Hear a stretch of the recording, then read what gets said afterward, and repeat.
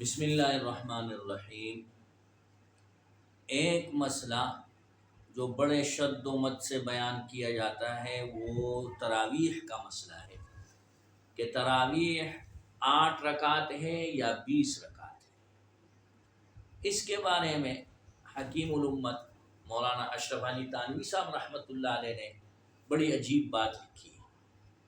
حضرت اقدس فرماتے ہیں کہ 8 یا 20 کو چھوڑو، اگر کل قیامت کے دن اللہ تعالیٰ کے سامنے کھڑے ہونے کے بعد اللہ تعالیٰ نے پوچھا اور معلوم ہو گیا کہ تراویح 8 رکعت نہیں بلکہ 20 رکعت تھی، تو پھر 8 پڑھنے والے 12 رکعت کہاں سے لائیں گے؟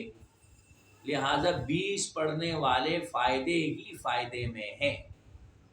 اگر تراویح 8 رکعت ہوئی تو بھی 12 ان کے پاس محفوظ رہیں گی اور نفل کا ثواب ان کو ملے گا، لیکن اگر تراویح 20 ہوئی تو 20 پڑھنے والے فائدے میں رہیں گے اور 8 پڑھنے والے نقصان میں رہیں گے۔